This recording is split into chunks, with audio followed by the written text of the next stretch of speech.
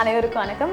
So இன்றைக்கி நம்ம யார் கூட இருக்கோம்னு பார்த்தீங்கன்னா வெட்டியன்லிஸ்ட் எஜுகேர் இந்தியன் பிரைவேட் லிமிட்டடோட நிறுவனர் திரு கோபி சார் கூட தான் இருக்கோம். ஸோ இன்றைக்கி நமக்கான மெடிக்கல் சம்மந்தப்பட்ட பல கேள்வி நம்ம மனசில் இப்போவே எழுந்திருக்கோம். ஸோ அதை பற்றி தான் இன்றைக்கி நம்ம இந்த வீடியோவில் பார்க்க போகிறோம். வணக்கம் சார். வணக்கம்மா. சார், உங்களை பற்றி நான் எம்பிபிஎஸ் அப்ராட் எஜுகேஷனில் நிறைய கேள்விப்பட்டிருக்கேன் சார். ஸோ அதை பற்றி எங்களுக்கு இப்போ கொஞ்சம் சொல்ல முடியுமா? கண்டிப்பாம்மா, கண்டிப்பாக நான் எக்ஸ்பிளைன் பண்ணுறேன். சார், இப்போ நீட் இல்லாமல் அப்ராடில் எம்பிபிஎஸ் படிக்க முடியுமா சார்? நீட் இல்லாமல் மருத்துவம் படிக்க முடியுமானா முடியாதுமா. ஏன் நீட் படிக்கணும்னா, எப்போ இந்தியாவில் நீட் வந்ததோ அதுக்கப்புறம் அப்ராட்லேயும் நீட் படித்தா மட்டும்தான் எம்பிபிஎஸ் அப்ராடை முடிச்சுட்டு வந்து இங்கே இந்தியாவில் எக்ஸாம் எழுதி ரிஜிஸ்டர் பண்ண முடியும். நிறைய பேர் சொல்கிறாங்க, நீட் இல்லாமல் நாங்கள் அனுப்பிச்சி வைக்கிறோம், நீங்கள் போயிட்டு அப்ராடில் படிச்சுட்டு அப்படியே வேறு எங்கன்னா அப்ராட்லேயே வேலை செய்யுங்க. அதுக்கு நம்ம அனுப்பலை. நம்ம பசங்களை நம்ம அனுப்புறது படித்து முடிச்சுட்டு இந்தியாவில் சர்வீஸ் பண்ணணும். நம்ம குழந்தைங்க இந்தியாவில் சர்வீஸ் பண்ணணும். அதுக்காக தான் நம்ம வெளிநாட்டில் போயிட்டு அப்ராட் படிக்கணுன்னாலும் எம்பிபிஎஸ் படிக்கணுன்னாலும் இங்கே நீட் குவாலிஃபிகேஷன் ஆகியிருக்கணும். இது என்எம்சி கைட்லைன், நேஷ்னல் மெடிக்கல் கவுன்சிலுடைய கைட்லைன். அது பிரகாரம் தான் நம்ம பண்ணணும். சார், எம்பிபிஎஸ் படிக்கிறதுக்கு நீங்கள் எந்த கண்ட்ரியை சார் எங்களுக்கெல்லாம் ரெக்கமெண்ட் பண்ணுவீங்க? அண்ட் அதுவும் இல்லாமல் நீங்கள் இதை எத்தனை வருஷமாக பண்ணிகிட்ருக்கீங்க? நான் கடந்த 15 வருஷமாக பண்ணிகிட்ருக்கேம்மா. நான் எம்பிபிஎஸ் ஃபிலிப்பைன்ஸ் மட்டும்தான் பண்ணுறேன். மற்ற கண்ட்ரி ஏன் பண்ணுறது இல்லைன்னா, ஒவ்வொரு கண்ட்ரியிலும் போனீங்கன்னாலும் லாங்குவேஜ் படிக்கணும். ஃபிலிப்பைன்ஸில் லோக்கல் லாங்குவேஜ் எதுவும் நம்ம படிக்க வேண்டியதில்லை. ஏன்னா அது English speaking country, third largest English speaking country Philippines. ஃபிலிப்பைன்ஸில் மக்கள் ஒரு 93% இங்கிலீஷ் பேசுவாங்க. இது எங்கே யூஸ் ஆகும்னு கேட்பாங்க நிறைய பேர். இது பார்த்தீங்கன்னா, படிக்கும்போது படித்து முடிச்சுட்டு நீங்கள் காலேஜில் படிக்கிற வரையும் இங்கிலீஷில் படிப்பீங்க எந்த கண்ட்ரியில் போனாலும். ஹாஸ்பிட்டலில் போகும்போது, இன்டர்ன் போகும்போது நீங்கள் இன்ட்ராக்ட் பண்ண வேண்டியது பேஷண்ட்டுக்கிட்ட, அந்த கண்ட்ரியில் இருக்கிற பப்ளிக் கிட்ட. அவங்களுக்கு உங்கள் லாங்குவேஜ் புரியணும். இப்போ உங்களுக்கு புரியாத ஒரு லாங்குவேஜில் அவங்க கேட்டாங்கன்னா அதுக்கு நீங்கள் என்ன மாதிரி ரியாக்ட் கொடுக்க முடியும்? ரியாக்ட் மீன்ஸ் அதை ட்ரீட்மெண்ட் கொடுக்க முடியும். அதனால தான் நாங்கள் சொல்கிறது, இங்கிலீஷ் பேசுகிற கண்ட்ரியாக போகணும். நம்ம பேசுகிறது அவங்களுக்கு புரியணும், அந்த பாமரர்களுக்கு புரியணும், அந்த பாமரர்கள் பேசுகிறது நமக்கு புரியணும். அதனால தான் இங்கிலீஷ் பேசுகிற கண்ட்ரியாக அனுப்புறது. சார், வெளிநாட்டில் எம்பிபிஎஸ் பண்ணுறதுக்கு 16 லட்சம் 18 லட்சம்ன்ற மாதிரி சொல்லிட்டு இருக்காங்க நிறையா ரீல்ஸ்லலாம். அது உண்மையா சார்? அது இல்லைம்மா, எல்லா கண்ட்ரிலையுமே 16 லட்சம் 18 லட்சம்ன்றது கிடையாது. அட்வர்டைஸ்மெண்ட்டுக்காக சொல்கிறாங்க. எல்லாரும் வரணும், அட்மிஷன் கொடுக்கணுன்றதுக்காக பேசுகிறாங்க. 18 லட்சம் எந்த கண்ட்ரிலையும் கிடையாது. வெறும் ஃபீஸை மட்டும் சொல்லிட்டா அதர் சார்ஜஸ் இருக்குது. ஃபுட் அண்ட் அகாமடேஷன் இருக்குது, ஸ்டார்டிங் இயரில் அட்மிஷன் ஃபீஸ் இருக்குது, விசா, ஃப்ளைட் டிக்கெட் இதெல்லாம் இருக்குது. இதெல்லாம் யார் சொல்லுவாங்க? இது எல்லாம் சேர்த்தா உங்களுக்கு குறைஞ்சது எந்த கண்ட்ரி போனாலும் 32 லட்சத்துலேருந்து 33 லட்ச ரூபா ஆகும். சார், ஃபிலிப்பைன்ஸில் எம்பிபிஎஸ் பண்ணுறதுக்கு என்ன குவாலிஃபிகேஷன் சார் வேணும்? வெளிநாட்டில் எம்பிபிஎஸ் படிக்கணுன்னாலும் சரி, இந்தியாவில் எம்பிபிஎஸ் படிக்கணும்னாலும் சரி, என்எம்சி ஒரு கைட்லைன் கொடுத்துருக்கு. 18/11/21 மீன்ஸ் 2021 இயரில் ஒரு கெசட் வெளியிட்டாங்க என்எம்சி. அந்த கெசட்டில் என்ன சொல்லியிருக்காங்கன்னா, எந்த கண்ட்ரியில் போய் படிக்கிறீங்க, எத்தனை வருஷம் படிக்கிறீங்கன்றதை பற்றி தெளிவாக சொல்லியிருக்கிறாங்க. இந்தியாவில் படிக்கிற மாதிரியே 54 மாதம் மெடிசன் சப்ஜெக்ட்ஸு படிக்கணும். அதே மாதிரி 19 சப்ஜெக்ட்ஸ் மெடிக்கல் சப்ஜெக்ட்ஸ் இருக்கணும். இங்கிலீஷ் மீடியமாக இருக்கணும். ஒரு வருஷம் இன்டர்ன்ஷிப் சேம் கண்ட்ரியில், சேம் காலேஜில், சேம் யூனிவர்சிட்டியில் பண்ணணும். இதெல்லாம் எப்பத்துலேருந்து பார்த்தீங்கன்னா 18/11/21 இருந்து 4.5 வருஷம் படிக்கணும். இதை இப்போ நம்ம ஃபிலிப்பைன்ஸ்லேயும் 4.5 வருஷம் ஆக்கிட்டாங்க. 54 மாதம் படிக்கணும், ஒரு வருஷம் இன்டர்ன்ஷிப் அங்கேயே முடிச்சுட்டு வரணும். முடிச்சுட்டு இந்தியாவுக்கு வந்ததுக்கப்புறம் எஃப்எம்ஜின்னு ஒரு எக்ஸாம் எழுதணும், ஃபாரின் மெடிக்கல் கிராஜுவேஷன் எக்ஸாமினேட்டு. அது எவ்ரி இயர் பார்த்தீங்கன்னா வருஷத்துக்கு 2 வாட்டி நடக்குது. இந்த வருஷமும் நமக்கு இந்த ஜூன் மாதம் 28ஆம் தேதி அந்த எக்ஸாம் இந்தியாவிலையும் நடக்குது. சார், எனக்கு ஒரு டவுட் சார். ஃபிலிப்பைன்ஸில் எம்பிபிஎஸ் பண்ணுறதுக்கு எஜுகேஷன் லோன் கிடைக்குமா? அது நீங்கள் அரேஞ்ச் பண்ணி தருவீங்களா சார்? எல்லாருக்குமே லோன் பண்ணலாமா? அப்ராட் எஜுகேஷனுக்கும் லோன் பண்ணலாம். நம்மளுடைய கவர்மெண்ட் பேங்க்ஸ் எல்லாமே லோன் ஃபெசிலிட்டி செஞ்சு கொடுக்குது. அதுக்கு தேவையான டாக்குமெண்ட்ஸை நான் ரெடி பண்ணி உங்களுக்கு நான் கொடுத்துடுவேன். ஆனால் ஃபஸ்ட் இயர் மட்டும் நீங்கள் தான் பண்ணணும். ஒரு ஸ்டூடெண்ட் அங்கே போய் சேர்ந்ததுக்கப்புறம் தான் போனிஃபைட் சர்டிஃபிகேட் கொடுக்க முடியும். போனிஃபைட் சர்டிஃபிகேட் கொடுத்தா தான் நம்ம லோனுக்கு எலிஜிபிள் ஆகும். அதனால் அங்கே போய் இறங்கின உடனே நம்ம அதுக்கான தேவையான பேப்பர்ஸை முன்னாடியே கொடுத்துடுவோம். போனிஃபைட் சர்டிஃபிகேட் மட்டும் ஒன்ஸ் எந்த கண்ட்ரியில் போய் நம்ம ஃபிலிப்பைன்ஸ் பண்ணுறோம், ஃபிலிப்பைன்ஸில் நீங்கள் ரீச் ஆனதுக்கப்புறம் தான் நம்ம கொடுக்க முடியும்.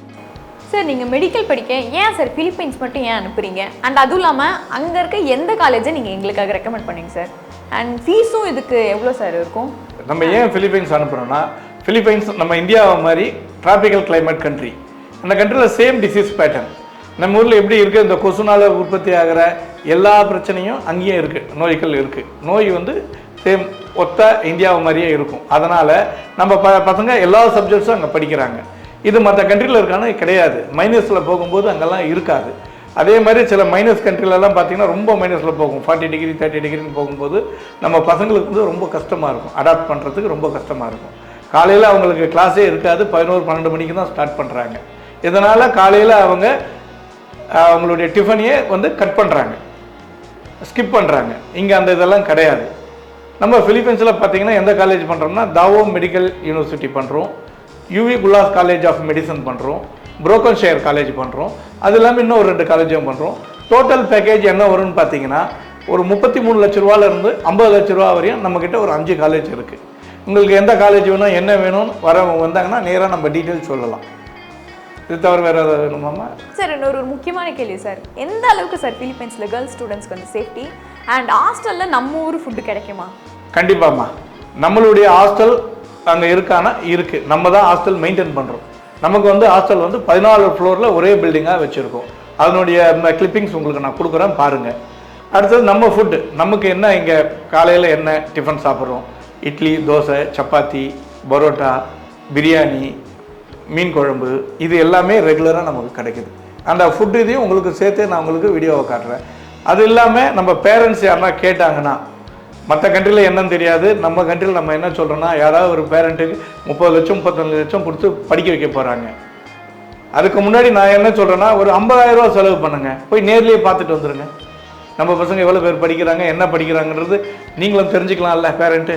சார் இது வரைக்கும் நீங்கள் எத்தனை ஸ்டூடெண்ட்ஸ் சார் அனுப்பியிருப்பீங்க ஃபிலிப்பைன்ஸுக்கு? அம்மா நான் வந்து இது வரையும் பார்த்தீங்கன்னா ஒரு 100க்கு மேலே டாக்டர் ஆகியிருக்காங்க. ஒரு 500 ஸ்டூடெண்ட் கிட்ட படிச்சுட்டு இருக்காங்க. மொத்தம் எங்கள் நிறுவனம் மூலயமா இது வரையும் பார்த்தீங்கன்னா இந்தியாவில் ஒரு 20,000 டாக்டர் உருவாகியிருக்காங்க. இந்த 20,000 டாக்டர்ன்றது நான் வந்து ஏதோ படிச்சுட்டு வந்தவங்க கிடையாது. அங்கேருந்து வந்து படித்து முடிச்சுட்டு வந்து இங்கே இந்தியாவில் FMG foreign medical graduation exam ஆகி ரிஜிஸ்டர் பண்ணி அவங்க டாக்டராக பணிபுரிஞ்சுக்கிட்டு இருக்காங்க. தமிழ்நாடு ஸ்டூடெண்ட்ஸ் மட்டும் இதில் எஸ்பெஷலி ஒரு 10,000 பேர் இருப்பாங்க. சார் இப்போ ஃபிலிப்பைன்ஸில் கிளைமேட்லாம் எப்படி சார் இருக்கும்? அதுதாம்மா முன்னாடி உங்களுக்கு சொன்ன மாதிரி டிராபிக்கல் கிளைமேட். டிராபிக்கல் கிளைமேட்னா நமக்கு என்ன இங்கே இருக்கோ அதே மாதிரி தான் இருக்கும்.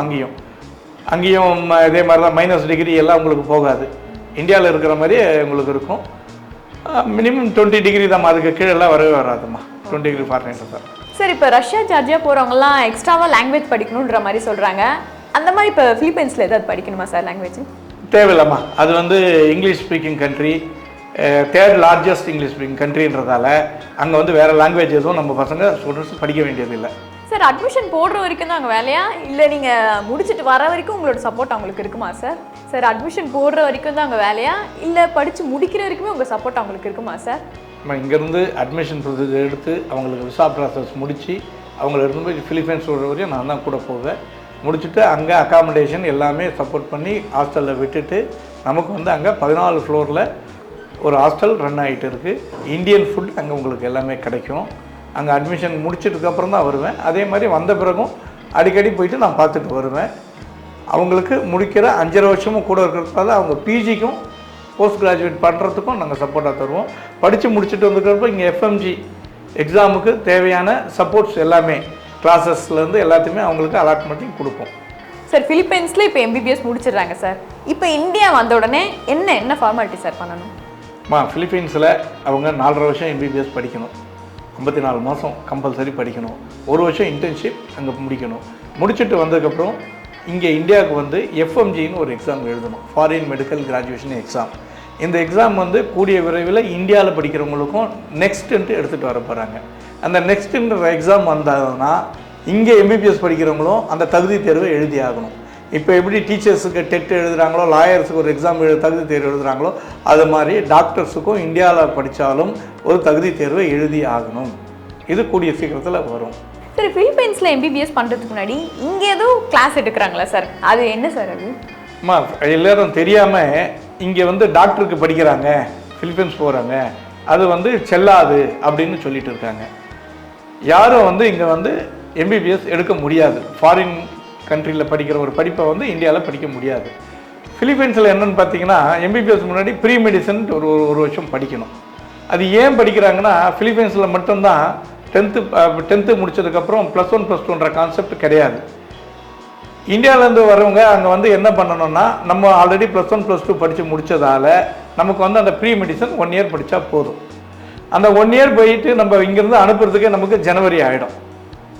ஏன்னா அவங்க எக்ஸாம் எழுதுறது ஜூனில் எழுதி ரிசல்ட் வந்து அவங்களுடைய பேப்பர்ஸில் வாங்கி நம்ம விசா முடித்து அனுப்பும்போது செப்டம்பர் அக்டோபர் ஆகிடும்.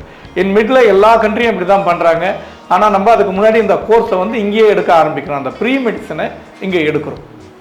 அது இந்தியாவில் பார்த்தீங்கன்னா உங்களுக்கு சென்னையில் எடுக்கிறாங்க, புனேயில் எடுக்கிறோம், ஹைதராபாத்தில், பெங்களூரில் ஒரு 4 ஸ்டேட்டில் எடுத்துக்கிட்டு இருக்கோம். இது சார் நாங்கள் வரோம், அட்மிஷனும் போட்டுரும், ஃபீஸையும் நாங்கள் கட்டிடுறோம்னு வச்சுக்கலாம். ஸோ அங்கே போனதுக்கப்புறம் எங்களுக்கு ஏதாச்சும் ஃபீஸ் வேரியேஷன் வருமா? இல்லைம்மா, நாங்கள் இங்கே ஃபஸ்ட்டு டே அவங்க வந்து இங்கே என்ன நாங்கள் சொல்கிறோமோ ஃபீஸ் எவ்வளோன்னு சொல்கிறோம். அடுத்தது உங்களுக்கு விசாக்கு ஃபீஸ் எவ்வளோ, டியூஷன் ஃபீஸ் எவ்வளோ, ஹாஸ்டல் ஃபீஸ் எவ்வளோன்னு நாங்கள் முன்னாடியே சொல்லிவிடுவோம். சொல்கிறத உங்களுக்கு ஒரு அக்ரிமெண்ட்டாக போட்டு சைன் வாங்கிடுவோம். எல்லா பேரண்ட்டுக்கிட்டையும் ஸ்டூடெண்ட்டுக்கிட்டையும் அக்ரிமெண்ட் வாங்கிடுவோம். இதுதான் அடுத்த 5 வருஷத்துக்கும் அவங்களுக்கு டியூஷன் ஃபீஸ். இதில் எந்த மாற்றமும் வராது. சார் இப்போ ஹாஸ்டல் ஃபீஸ் ஏதாவது வேரியேஷன் வருமா சார்? ஆமாம், நாங்கள் ஃபுட்டுக்கும் பார்த்தீங்கன்னா இங்கேயே உங்களுக்கு அக்ரிமெண்ட்டில் போட்டுருவோம், எவ்வளோ ஃபீஸ்ன்றது போட்டுருவோம். ஏன்னா நாங்கள் எல்லாம் ஃபிக்ஸ் பண்ணுற பைசா பார்த்தீங்கன்னா நாங்கள் இந்தியன் மணியில் ஃபிக்ஸ் பண்ண மாட்டோம், டாலர்லேயும் பெசோஸில் மட்டும்தான் பண்ணுவோம். அதனுடைய ஃப்ளக்சுவேஷன் மட்டும்தான் ₹1 ₹2 இன்க்ரீஸ் ஆச்சுன்னா ஆகும். அது கூட நாங்கள் இப்போ பெசோஸில் பண்ணுறதுக்கு ட்ரை பண்ணிகிட்டு இருக்கோம். எல்லாமே இந்தியன் மணி டு ஃபிலிப்பைன்ஸ் மணியாக மாற்றுறதுக்கு பேசிகிட்டு இருக்கிறோம். சார் உங்கள் ஸ்டூடெண்ட்ஸ்லாம் படித்து முடிச்சுட்டு இங்கே வந்துடுறாங்க. வந்ததுக்கப்புறம் அவங்க எங்கெல்லாம் சார் வேலை பார்த்துட்டு இருக்காங்க? குறிப்பாக தமிழ்நாடு கவர்மெண்ட்டில் வேலை கிடைக்குமா? நல்ல கேள்வி கேட்டிங்கம்மா. நம்ம ஸ்டூடெண்ட்டு, எங்கள் ஸ்டூடெண்ட்டு, நான் அனுப்பிச்ச ஸ்டூடெண்ட்டு எங்கே வேலை செய்யலை. இந்த பக்கத்து தெருவில் இருக்கிற தாம்பரத்தில் ஹாஸ்பிட்டலில் டாக்டராக ஒர்க் பண்ணிகிட்டு இருக்காப்புல. இன்னொரு கேர்ள் ஸ்டூடெண்ட் ஒரு 2 கிலோமீட்டரில் ஒரு கிளினிக் வச்சுருக்காங்க. அது இல்லாமல் தமிழ்நாட்டில் இருக்க எல்லா ஹாஸ்பிட்டல்லையும் நம்ம ஸ்டூடெண்ட்ஸ் ஒர்க் பண்ணிகிட்டு இருக்காங்க.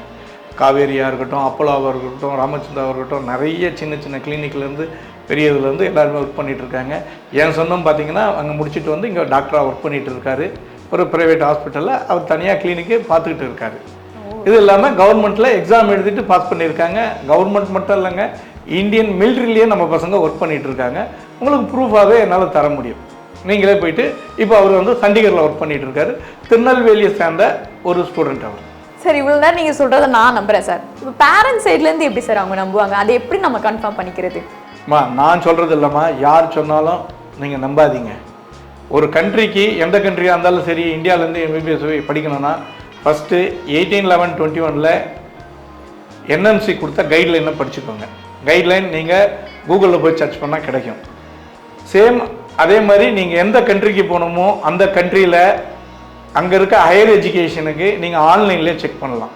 செக் பண்ணிங்கன்னா அந்த கண்ட்ரியுடைய எம்பிபிஎஸ், நம்ம இப்போ எம்பிபிஎஸ் பற்றி பேசுகிறோம், அதனால் எம்பிபிஎஸ் எத்தனை வருஷம், என்ன படிக்கணும், லாங்குவேஜ் படிக்கணுமா இல்லையான்றது எல்லாத்தையும் அவங்க கூகுள்லேயே நீங்கள் சர்ச் பண்ணிடலாம். அடுத்தது இதுக்கெல்லாம் மேலே நம்ம இந்தியன் எம்பசி ஒவ்வொரு கண்ட்ரிலையும் இருக்குது.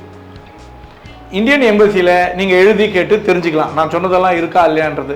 எஸ்பெஷலி ஃபிலிப்பைன்ஸுக்கு பார்த்தீங்கன்னா இங்கே இந்தியன் எம்பசி மணிலாவில் நீங்கள் எழுதி கேட்டுக்கலாம். அதே மாதிரி அவங்க என்எம்சி கைட்லைன் கொடுத்துருக்காங்க. அதே மாதிரி நீங்கள் ஃபிலிப்பைன்ஸ் கவர்மெண்ட்டில் சேட்டுன்னு இருக்குது, commission of higher education department. அதுக்கு நீங்கள் மெயில் அனுப்பிச்சியும் இந்த டீட்டெயில்ஸை நீங்கள் வாங்கிக்கலாம். நம்ம சொல்கிறது டீட்டெயில்ஸ் எல்லாம் கரெக்டாக இருக்கான்ட்டு.